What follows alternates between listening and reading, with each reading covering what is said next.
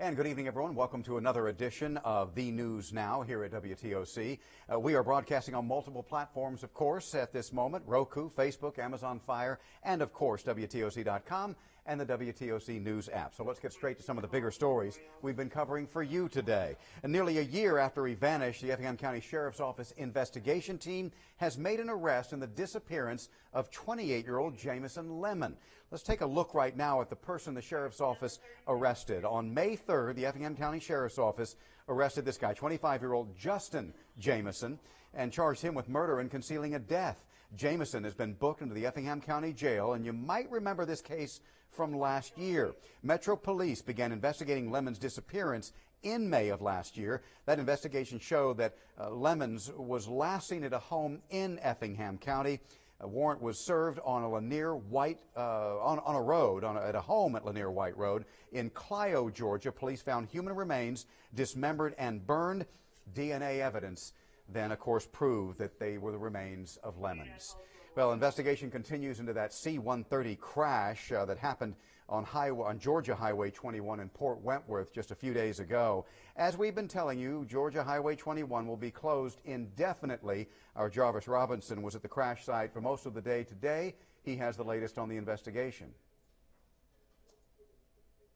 Any speculation at this point without having all of the details could affect the outcome of the investigation. Again, we ask for your patience as we use every resource at our disposal to properly identify a cause. The question many of you are asking: what caused the C-130 Hercules military plane crash on Georgia Highway 21 in Port Wentworth? They have assets in place and en route, but it is a process. You have, from my understanding, we have a National Guard unit in this area, which is the 165th. This is the 156th out of Puerto Rico that has had this tragedy occur. The investigation will take some time to unfold. 9 people were on board the plane when it crashed. Local law enforcement is providing support as the Air Force continues combing through the wreckage. The National Guard element does not have the investigative element, so therefore they are relying on active duty Air Force. They take charge and they handle the investigation.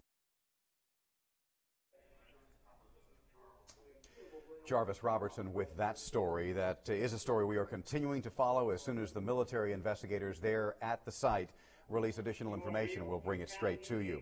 You know, it was 1 year ago today, in fact, that an EF1 tornado ripped through Garden City and beyond. That twister demolished an Advanced Auto Parts store and then, of course, ripped apart a trail of destruction for about 2.5 miles. Wright Gazaway spoke with a couple of businesses impacted by that tornado who are still feeling the impact today.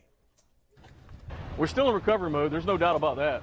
A year later, Jason O'Neill still walks around his property and finds debris from last year's tornado. Yeah, the damage on the cars and the building was a little over $70,000. Yeah, I'm crying. You know why I'm crying? It's my business. O'Neill took this video moments after getting back to his shop. Our cameras give a better look at the destruction. Nearly every car in the lot had some sort of damage. Some even had to be thrown out. I didn't think we'd ever put it back on the road. It damaged the ceiling, the roof, all the glass in it, all the fenders. An employee at the time hid in a corner closet. Miraculously, the building only had minor damage. Outside, it was a much different story. Oh, the parking lot was absolute utter destruction and chaos.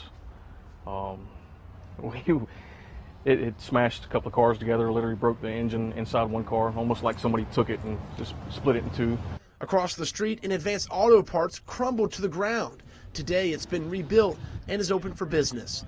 Surveillance video at another business shows the strength of this storm as it came through. In the sky, you can see the damage it did to this roof. Could have been a lot worse than what it was, and we're just very fortunate that nobody was seriously hurt.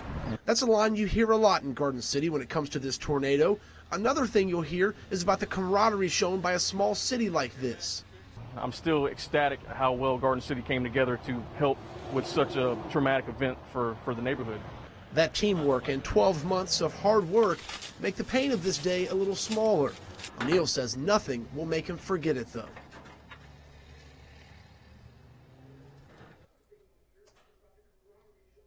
Right, Gazaway reporting there. If there is anything O'Neill says he has learned, is to make sure that you have very good insurance and you know exactly what that insurance covers. He also says it's a good idea to have some kind of a backup plan.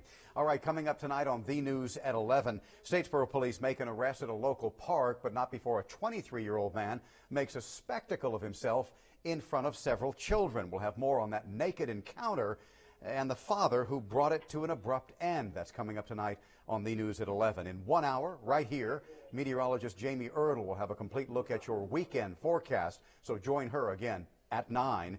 In the meantime, have a great night and a great weekend.